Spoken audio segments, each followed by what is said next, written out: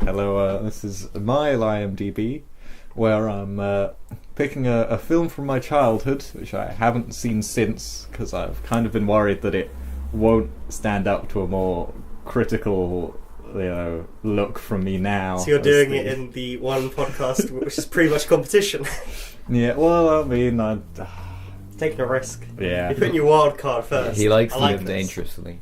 Yeah, so of the ones I've picked, this is the one with the smallest budget. I can't remember it off the top of my head. I'll tell you once we've seen it and it's been announced. But it is Silent Runnings. Yeah, because me, you, and Ethan have all seen this already when we were 10 years old. Do you remember the afternoon Miss Johnson cancelled film club? She had to do something after school, so she made the entire year watch the film in like our last period of the day. It was a great day. Yeah, it was. It sounds like it could be a Ponyo situation. It could be. It could very much be a Ponyo. But I mean, the plot is as simplistic as Ponyo, isn't it? That's kind of what I remember. It's not difficult to understand. But I mean, the thing that stuck with me is the emotion of the moments, and I hope they still hold up now. So without further ado, Just jump into it. Yeah, let's run in silently. Tell them to harvest and rejoice.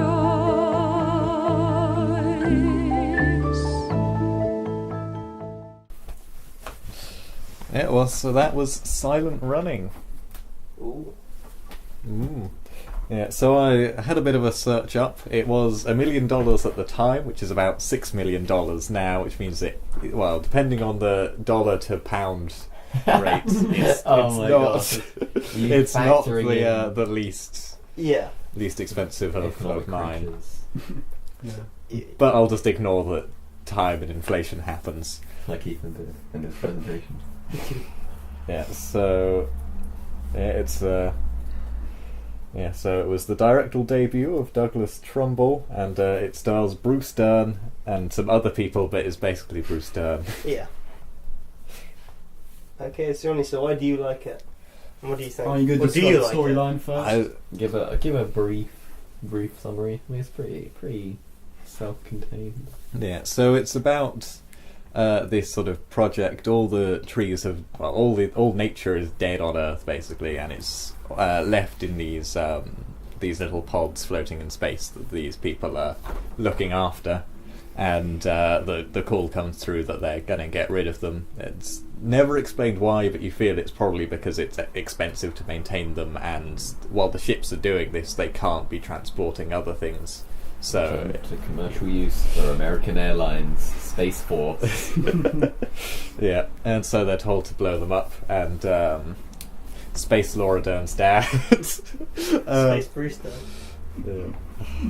Bruce Dern, because he's the one that's been in this project for the whole time and really loves the forest, unlike the other people in his crew. He decides that he's prepared to kill the other people basically to save the forests.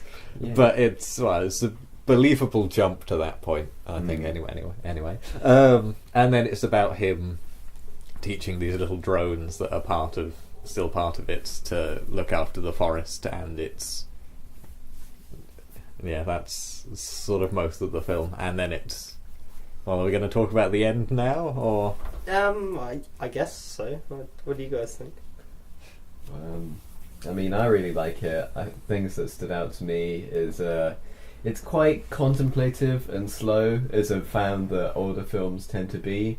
Mm-hmm. But I don't think it's ever really dry at any points. Like, in my memory of it, I thought all the big stuff that happens early on, like him taking out his crewmates, I thought that was 3/4 of the way through the film. It's in the first 10 minutes, Yeah. And so it sort of shows this pretty interesting journey of how far he goes to protect the forest, and then him sort of dealing with setting up it, protecting it eternally at the end as it drifts through space, which is an incredible shot.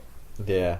The cinematography is particularly on point, especially with really old classic sci-fi films like this one. They just hit all the right notes in terms of showing us the outside view of the ship quite early on at various different points in the film. It just looks pretty epic and really quite. It's really quite a feat. It's really quite a feat because of how old it is and how they were able to accomplish that. Yeah, and it's got some great music as well that goes with it. Well, I mean, Harry joked that they're sort of, I'll turn it down for the music video moments, but It's well, I mean, it's a staple of old films to have parts which is just people doing wordless stuff to songs, but I feel it really works in this film because but for most of it, it's just this one person with a bunch of robots that can't talk. It's a staple of 70s films to have an unnecessarily bleak ending as well that comes out of nowhere. I wouldn't say necessarily, or I comes think out of nowhere. it They is. did kind of prepare you that he's going to die quite. That's like the 70s thing. Yeah, and then yeah. George Lucas was like, why are all films so fucking bleak? And then made Star Wars. It's And then made The Empire Strikes Back, where he goes, you know that happy ending at the end of the first one? No! I mean, it doesn't end on that bleak a note. It ends on quite a hopeful note. So anyway, about Silent Running. I think the insert songs are pretty well placed, and I do like them. I think it's the fact that it's slow gives you a lot of time to think, so it's like a lot of the film is slow, so that you spend time thinking about like the themes and ideas it's presenting, of like environmentalism. And the fact that he's like so like almost passengers, almost bored, almost kind of tortured by what he's done to protect his fucking forest. And it's great the moment where you've been thinking pretty slowly through this entire slow film this entire time, and right at the end, the ship just fucking blows up. Just gets nuked out of nowhere. I did not see it coming. I almost jumped. It was a very sudden and jarring moment, and then of course the end shot. But yeah, it's quite good. So you don't remember? Did you not remember that happening? Honestly, I thought it because Harry predicted that he would like kamikaze / Allahu Akbar. Yeah, it's because there were like 10 minutes left and like nothing had happened. I was like, this is going to have a very quick and sudden kind of I thought he would like resolution. take out the people that were coming to look for him, because Harry suggested it. He's like, he's going to continue to murdering Big Pots, like, but that doesn't happen. Obviously, it just like out of nowhere just sort of blows up. But I think it's paced well. Yeah. Yeah, no, I agree. I think I know you mentioned, you said his performance was the best thing in it, and I really like it as well. I think someone could watch it and say, oh, he's a bit of a psychopath, even if it's joking. Oh, he's a massive psychopath. See, I'm not 100% sure about that. I feel like he kills them because he cares about his forest more, and that kind of preserving nature more than anything. I mean, He's not happy about it. It's He's quite- definitely it's not, yeah. tortured. Exactly. Viewing like things like plant life over human life is quite like a psychopathic trait, though. Yeah, but It's literally the last or maybe forest. sociopathic. It's I mean, And Jono did psychology. I'm going to trust him. his three crew members aren't exactly the most sympathetic people. At the Yeah, beginning he of the says film that. as well. He says You're they not weren't quite- Fred. Yeah, he kind of sets them up to be a bit dicks. Yeah, But yeah. so it's like, Johnny. You were saying? well, you say the psychologist one. He's not a psychopath because he clearly cares about life and he has remorse for the things that he's done by killing them. He's a normal person driven to this by his dream. So anyway, I think anyone in those sorts of circumstances where he doesn't have any crew members and his only form of communication with anyone is Jennifer robots Lawrence. would make him would kind of make him go a little bit nuts. I would certainly lose a few screws if I was that isolated from human life up there, and that certainly comes through a little bit. It's kind of like large facial expressions and wide eyes, and it makes sense. I totally believe it. I think When he teaches them to play poker as well, the way he tells them to get up there, and then the way he just is laughing when they beat him at the end. But it works as well. Some of the slower moments to sort of point out the loneliness of his life now. What I think makes the ending so good is that I think they throw you with a mixture of emotions that makes it memorable, because you're very happy that the garden lives on and nature lives, but you're also kind of distraught that the main character, who you learn to like and follow, is died. Yeah, along with the ship Huey as well. Yeah, exactly. Yeah, absolutely. Yeah, And exactly. so Dewey is the one that went on in the garden, I think. Yeah, Dewey is the one in the garden. And the thing that has stuck with me from like ages ago when I watched this, and I forget a lot of things about the stuff I did when I was like around 10, but this has stuck with me, and especially that last shot and the emotion, and it was sometime years later that I sort of remembered it and went, oh, Dewey out there in space alone, tending a garden until he breaks, or that got to me as well, and it still gets to me now.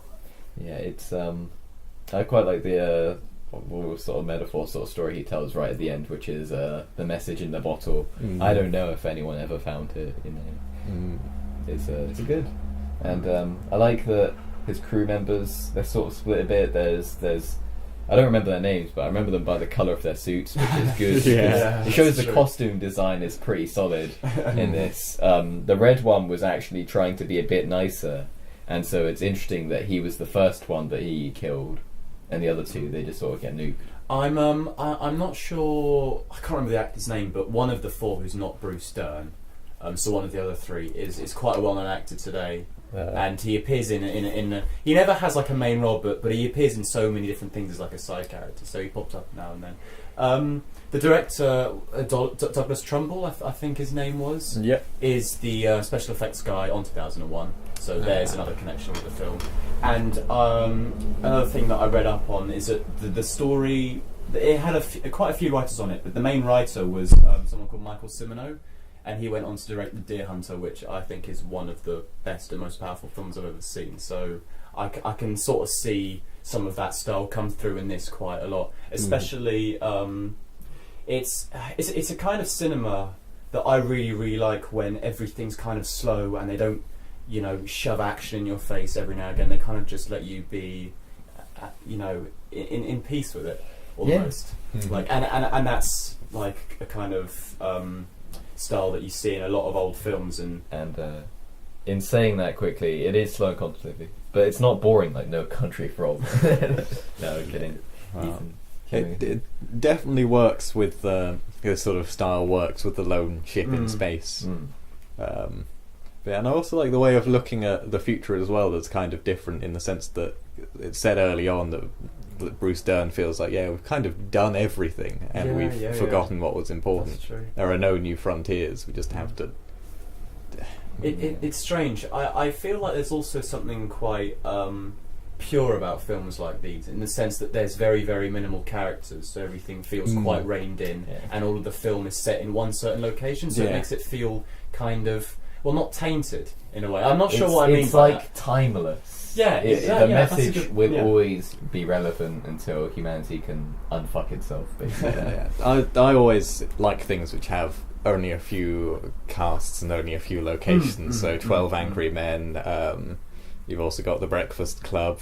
I'd put Steins Gate in there as well, kind of. It's got smaller characters but a larger set. I know you're not a huge fan of it, Tony, but Reservoir Dogs kind of fits into that as well. It's all set in a warehouse. There's only like 5 or 6 characters in the film, basically. It all feels very, like it's controlled. No, I'm kidding. Something I want to point out, again, I wish I knew the timeline more of early sci-fi films, but it has incredible set design.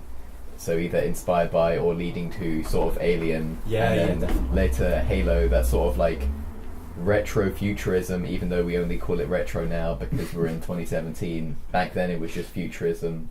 And do you remember that video? It's going to be a wild fucking tangent about the it was either the American Psycho, the philosophy of it, by that one YouTuber. Oh yeah, he did a video that is talking about Fallout, because it has the similar retro sort of futurism style that this has, and how that's sort of like a future that it was predicted at one point, but now because of the way technology had advanced, our future from now will never be like that future, because you look at the CRT TV and it's like fucking Stone Age.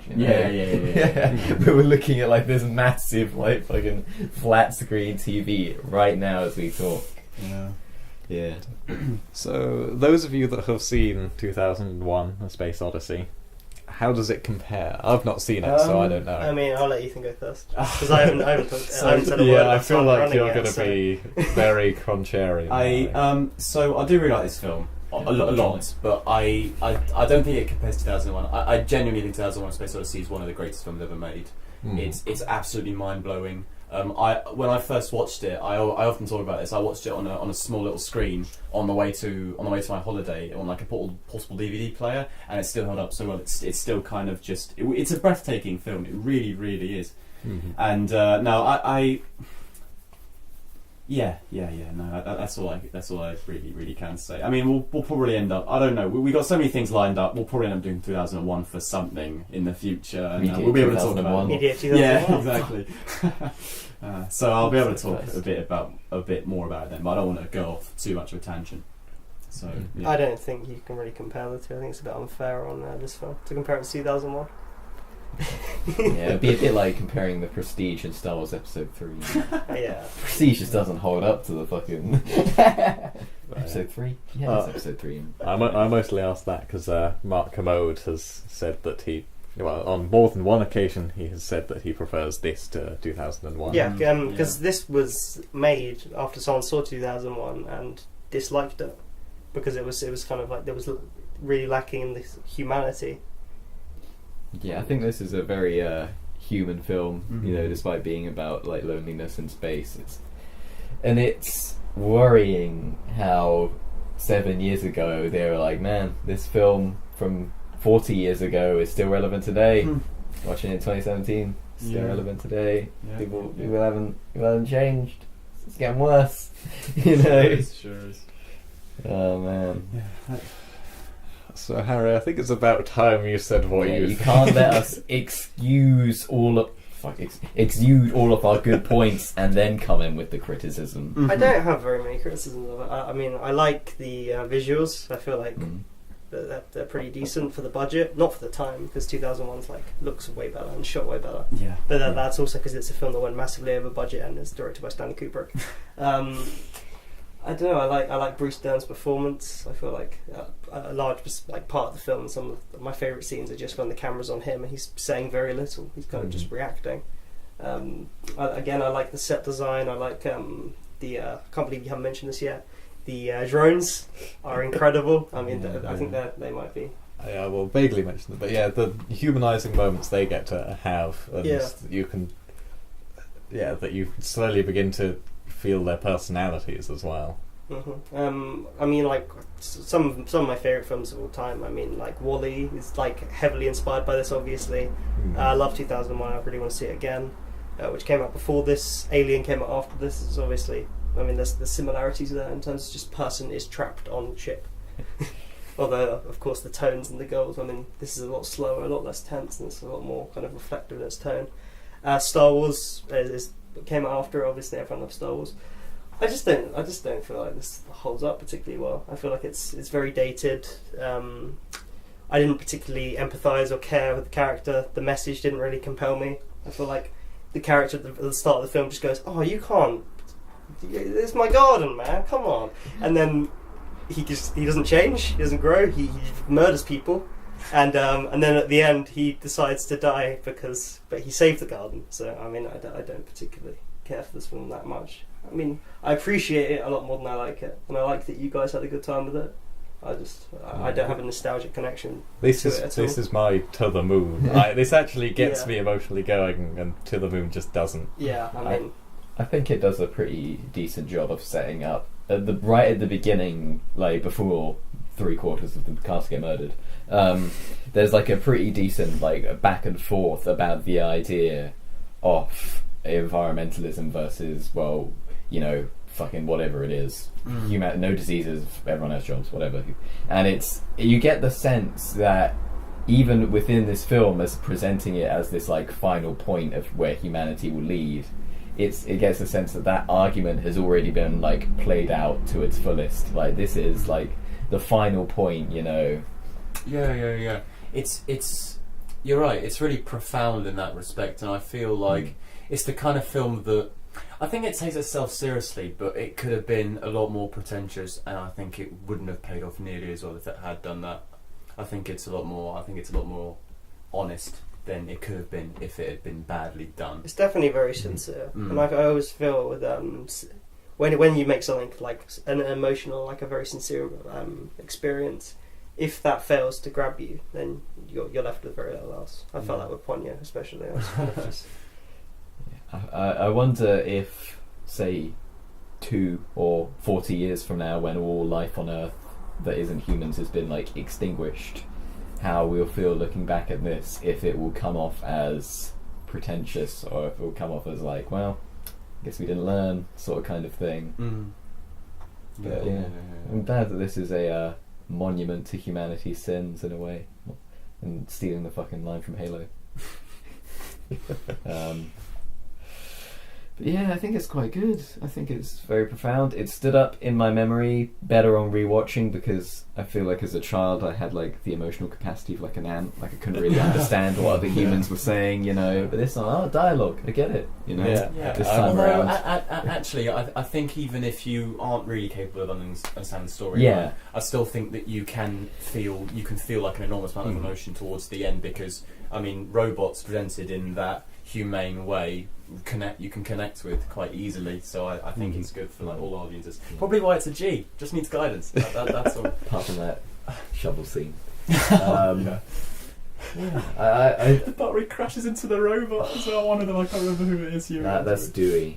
No, it's Huey. Huey Crashes into. Dewey. I think the inset songs are really good. I think those help pace it. There's 4 of them, if I was counting right. Opening, 2 in the middle, 1 at the end. Yeah, there is about that amount. I quite like the opening of you have no idea where it is, and then you sort of sink, and then you just zoom out, just like, oh, guess we're on a spaceship. Which is, well, the first time watching it being 10, having no idea what this film was, that was a sort of, whoa. Yeah, now that you mention that, it's really strange. I didn't remember the storyline being like this. What I remembered, funnily enough, was that they were the last humans in the universe, and they were just on a spaceship. And I thought I remembered them discovering humans, and those humans said, "Oh, you got to destroy the gardens," or something like that. I know it sounds a bit ridiculous, and then that's why it's even more sad because you know that it's the last garden in the universe. Although that is what you know from watching it again. It's a bit bizarre, but. Yeah, I'm glad I cleared that up a little bit. Yeah, I mean, I could see how you could remember that being a thing from what you pick up being young. But yeah. Should we get to ratings then, do you think? Or does anyone have any last things they want to say that they can't talk about when they're summarising it? I think... No, I've got very little to say about this film. It's reminds me of Rage Against the Machine. You know, it has a message, and the way it delivers it is clear and concise and fitting to the medium that it is presenting that message in. So yeah, it's good. I mean, Rage Against the Machine is a 10 out of 10, and this is, yeah, it's not quite there, is it? This has a few odd scenes, a few bits of dialogue that kind of stick out a bit, but overall, it's very good. So let's stick numbers on this bad boy. Yeah. So shall I? I'll go first. So I think this is my Carnage. That's good. I enjoy the message that goes through. It emotionally hits me very much at moments. I'm glad I'm like actually able to talk and not emotionally like just choking up and stuff. But it's quite sad. Yeah, it is. Yeah, I'm really glad and uplifting because of the fact that the garden survived. That's why I love the ending. I'm really glad I watched this again. I was worried that it wouldn't hold up to my past memory, and it definitely held up and possibly exceeded. So I'm going to go for a 9. Yeah. Ethan, do you want to? I don't mind, but I'd like to go after Harry if that's okay. Okay. I want to go last.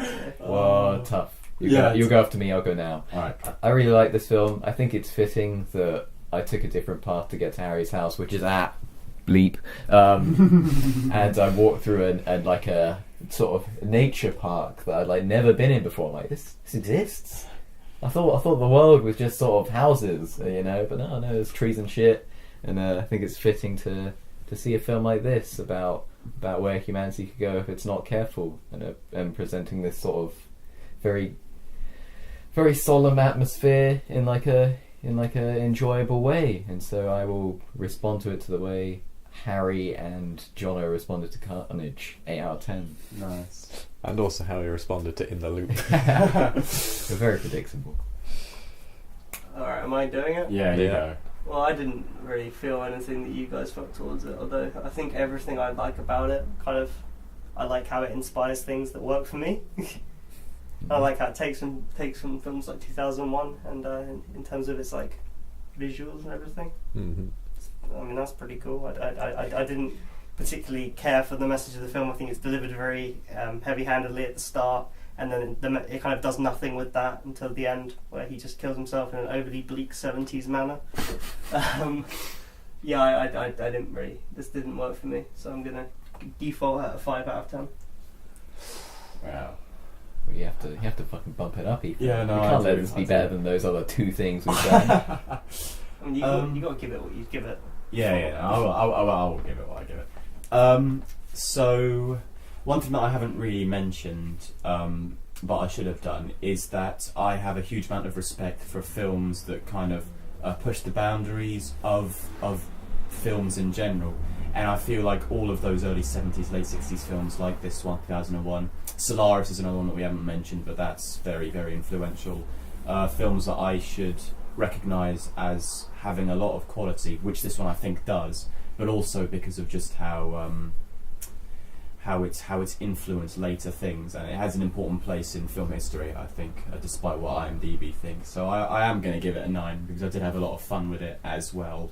Again, I really love films that are slow and drawn out and quite passive and don't force things in your face every 5 minutes. Another reason why I like There Will Be Blood so much. I know I'm just going back to that again. I probably shouldn't, but anyway, yeah. So I'm going to give it 9 out of 10 because it does a lot of things really well for me. All right. Are we done? Was that it? I guess we probably are. That's coming to. This was the penultimate segment of round 1 of LieMDB. Mm. So it's going to be you next, Tony. Yeah. And we'll see how that goes. Maybe it'll be about environmentalism and veganism. Who knows? Or politics. Alright, we'll see you next time. Thanks. Mhm. Harry, come over here. I've got a spade.